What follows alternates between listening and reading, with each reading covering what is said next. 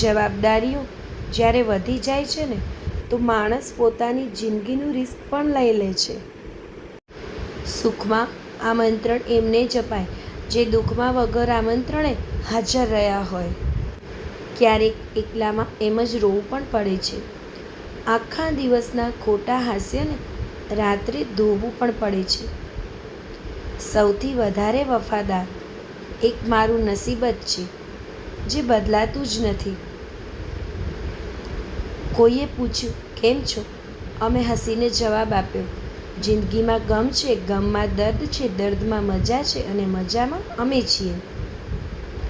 ક્યારેક ક્યારેક તો એવું લાગે છે ને, જાણે મારો જન્મ ફક્ત દુઃખી થવા માટે જ થયો છે. શબ્દો જ નથી જડતા ક્યારેક. વ્યથા અમુક એવી હોય છે. ભગવાને કાન પીઠ પર આપ્યા હોત તો સારું હોત, કેમ કે લોકો ત્યાં જ બોલે છે. અવાજ કર્યા વિના રડવું એ રડવા કરતાં પણ અઘરું અને દુઃખદાયી હોય છે.